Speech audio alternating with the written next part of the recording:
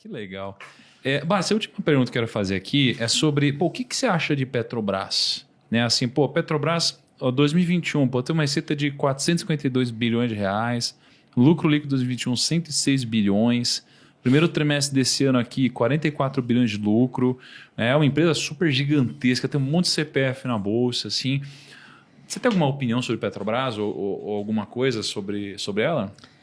Eu interpreto o seguinte, a Petrobras, alcançando todos esses números, o país fica prejudicado. Por quê? Porque o preço do combustível subiu de uma forma extraordinária. Hoje, se você circula pelo bairro onde eu venho, que é na Zona Leste, parece que você está à meia-noite do dia de Natal, não tem ninguém na rua. Então, você veja bem, o Detran e os órgãos que regulam o trânsito não conseguem fazer com que o trânsito fique dessa maneira. Só o preço da o poder econômico faz, tá entendendo? Então, o que acontece? A Petrobras, isso daí não é natural na Petrobras.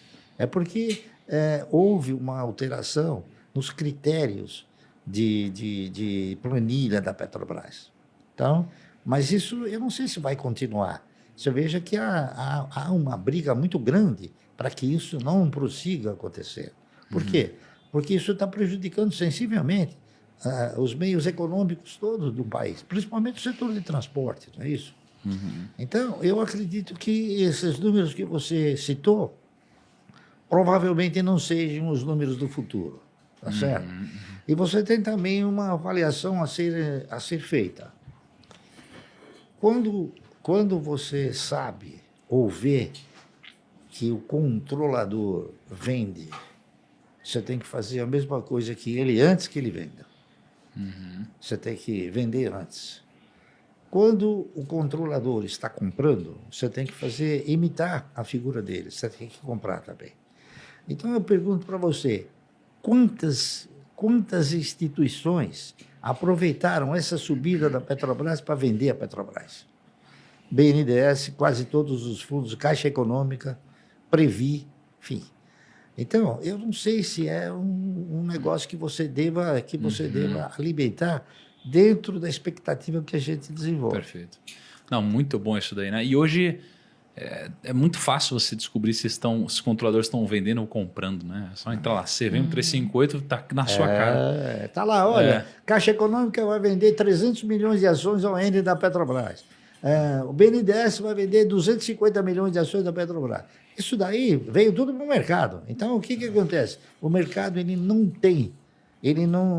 tem um potencial de investidores capaz de suportar uma base acionária dessa natureza. Então, é difícil ali. Sim. Você falou do Magazine Luiza.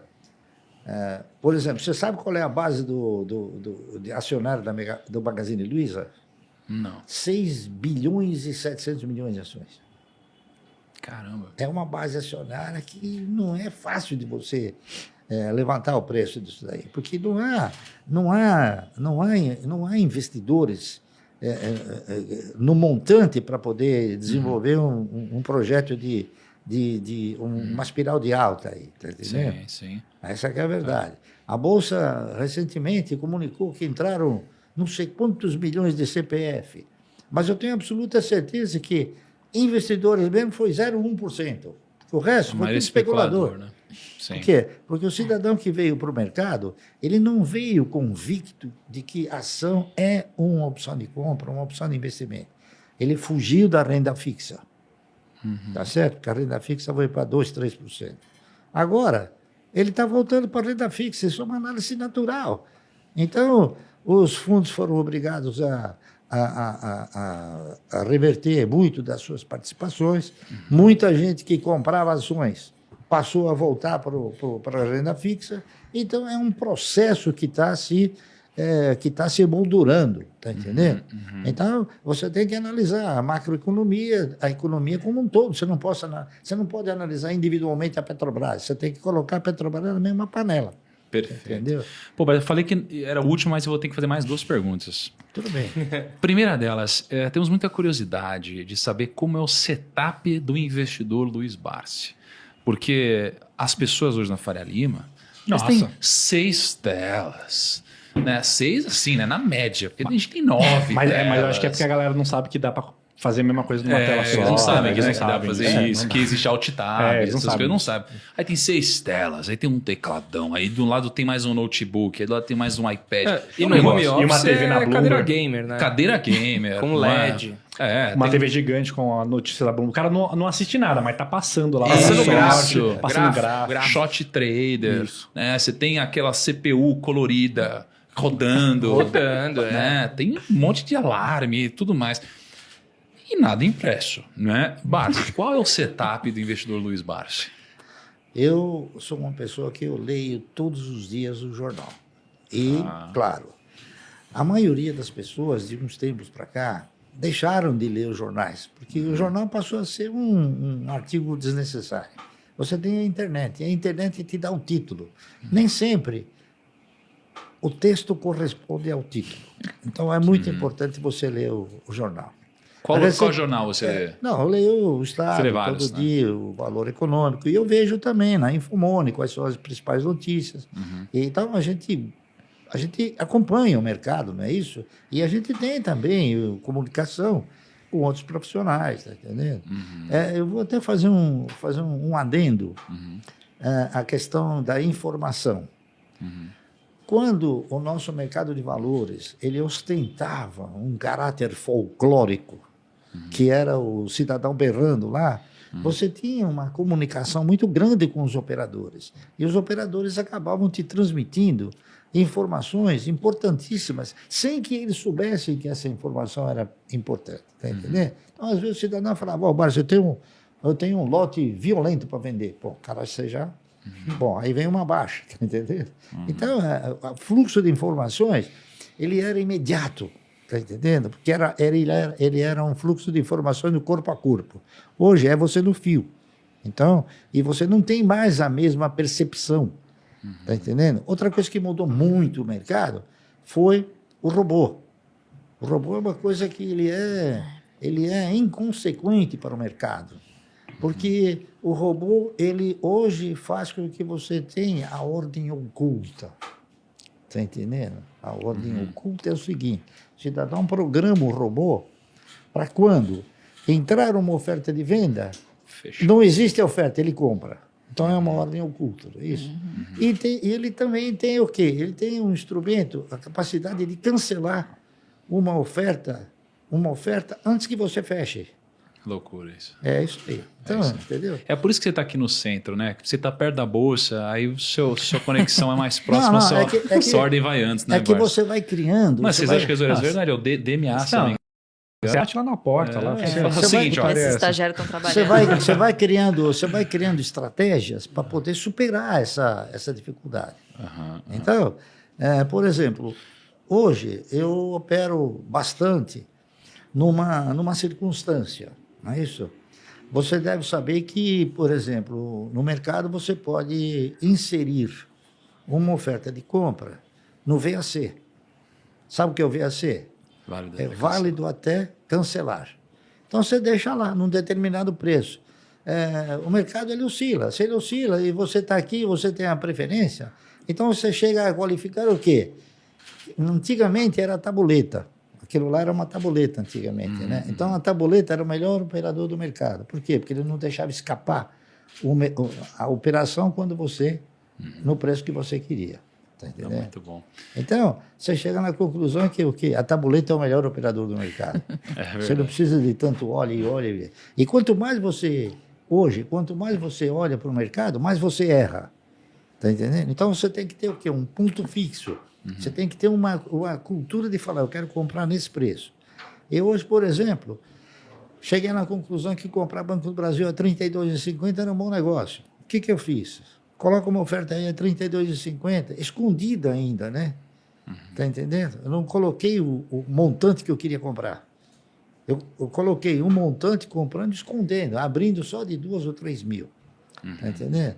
E no mercado também existem algumas ordens que eu qualifico ordens Allan Kardec.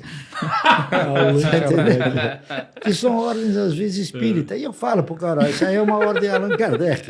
Quer dizer, é um preço que você, naquele momento, você não vai comprar, mas você imagina que daqui a pouco você pode comprar. Allan Kardec. Operação Allan Kardec.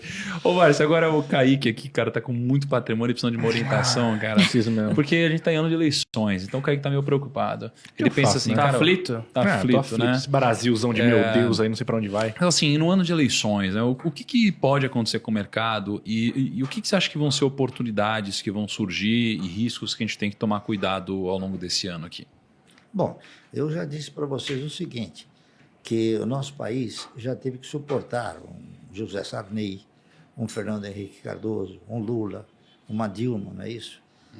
E agora um Michel Temer, que foi muito água com açúcar, e agora um Bolsonaro que, bem ou mal, ele teve um desempenho através dos seus ministros, principalmente o Tarcísio de Freitas, né, que fez com que o governo tivesse uma representação muito boa, no sentido de não dar início a novas obras e completar todas as obras que estavam paradas, não é isso? Concessões. Nem todas, né? As concessões também. A Dilma fez uma coisa nesse país aqui que mudou diametralmente o interesse de se investir no país.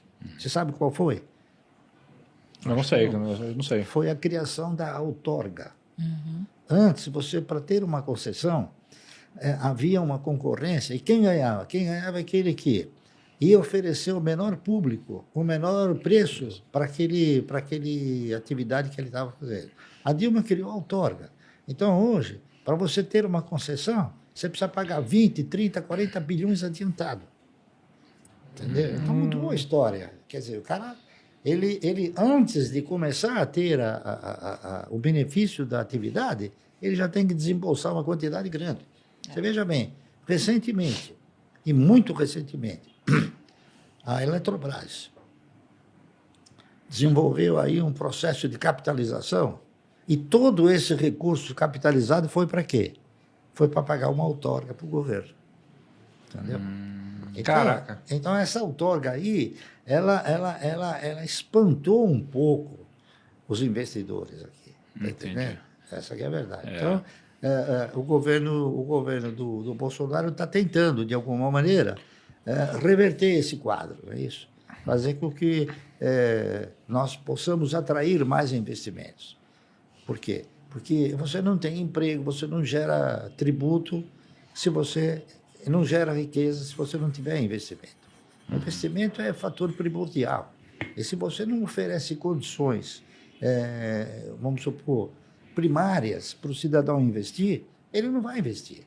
Eu já falei com inúmeros empresários que têm grana, que têm dinheiro. Pô, mas por que você não investe? Eu falei, Barça, se você me arrumar uma atividade que eu compre uma máquina e a máquina sozinha faz o produto, eu invisto. Por quê? Porque ele não quer ficar submisso à lei trabalhista, tá entendendo? Um monte de coisa. Entendi. Mas esse ano você acha que vai ser um ano de oportunidades, assim? Sempre tem oportunidades. O importante é você selecionar as melhores, não é isso? Essa aqui é a verdade.